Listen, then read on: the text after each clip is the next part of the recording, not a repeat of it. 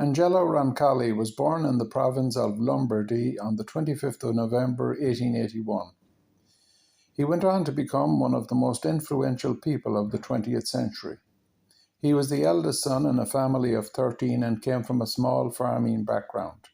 He was born and lived as a child just outside the village of Sati al Monte in the North Italian province of Lombardy.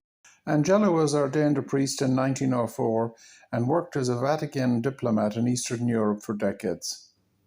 He became an archbishop in Bulgaria in 1925 and became a cardinal in 1953 after years of dangerous work in Eastern Europe. He was elected Pope in October 1958, mainly as a compromise candidate, as the Italian cardinals could not agree who to select. Roncalli spent most of his life in Eastern Europe and was therefore a kind of an outsider. Shortly after his election as Pope, however, he shocked everyone by announcing the setting up of the Second Vatican Council. The council met for the first time in October 1962, and at the same time, the Cuban Missile Crisis had emerged, which threatened the peace of the entire world. Here is John F. Kennedy talking about that crisis. Within the past week, unmistakable evidence has established the fact that a series of offensive missile sites is now in preparation on that imprisoned island. The purpose of these bases can be none other than to provide a nuclear strike capability against the Western Hemisphere.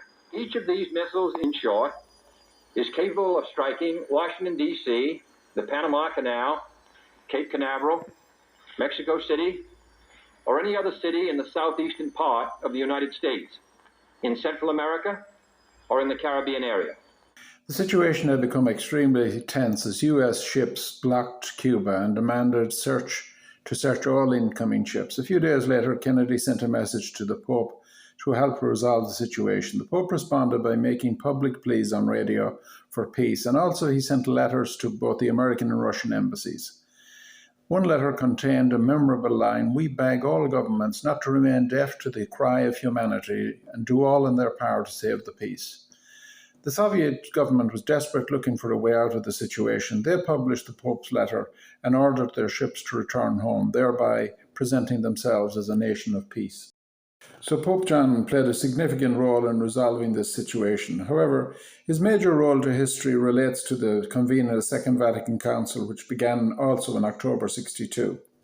He had become Pope 4 years earlier, in October 1958. The Italian cardinals were actually split into two groups, and they agreed on John as a compromise candidate. At that time, there were only 52 cardinals, and Angelo Roncalli was really a compromise candidate who was elected after 3 days on the 11th ballot. He was quite an old man at the time, 77 years of age, and expected to have a short and insignificant papacy. However, John, 3 months later, shocked everyone by announcing the Second Vatican Council in January 1959. He wanted really to modernize and revitalize the church by giving a voice to bishops from all over the world to express their views. He had no definite objectives or plans in mind, but rather a firm belief that the collective wisdom and energy of the bishops from around the world would help to energize the church and help it to communicate its message to the wider world. The council lasted 4 years, from 1962 to 1965. They produced 16 important documents which gave a new sense of energy and direction to the church. The Mass was to be said in the language of the local people. There was a new emphasis on understanding the gospel message. The laity were encouraged to play a more active role in the church and also to become more involved in community affairs. There was a new attempt to find common ground with other Christian faiths, and there was also a new effort to encourage interfaith dialogue, especially with the Jewish community, who had suffered enormously in recent times. Other papers dealt with internal church matters and the rules in regard to bishops and priests and how they would conduct their affairs in the modern era. So the Vatican Council gave a new energy and direction to the church, but it also found resistance from a number of traditional groups within the church. They feared that any change would weaken the church, and they blamed Vatican II for the demise of the church in subsequent decades. However, there was also very powerful external resistance to the Catholic Church. The 1960s and subsequent decades seen a new sense of freedom and communication and prosperity. Radio and TV had become part of every household. New ideas of modern forms of atheism became popular and widespread, new generations quickly forgot the enormous damage done by atheistic ideologies of the past. Pope John worked hard all his life to promote the gospel and the Catholic Church. He became a priest at the age of 23 in 1904. He was a chaplain in the Italian army during the First World War and witnessed some horrendous scenes from that conflict. After the war, he continued his studies in theology and canon law and became a professor. He was also a lecturer and spiritual director in a major Italian seminary. In 1925, at the age of 44, Angelo Roncalli was appointed an archbishop and he became apostolic visitor to Bulgaria. During the 1940s, he was a senior Vatican representative in both Turkey and Greece. In that capacity, he saved thousands of innocent Jews by helping them escape from the Nazi regime. On one occasion, he blocked the departure of a ship due to take place, and 600 innocent children were saved. That Romanian ship must sail for Haifa. Impossible. I have my orders from Berlin. The ship is due to sail the day after tomorrow. Where? Unknown destination.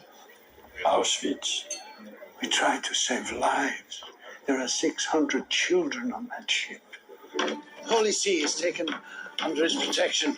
All those aboard this boat here, these are their safe conduct passes. I'm aware that this might cost you money. But what is an old man's life worth compared to that of a child? 600 of them.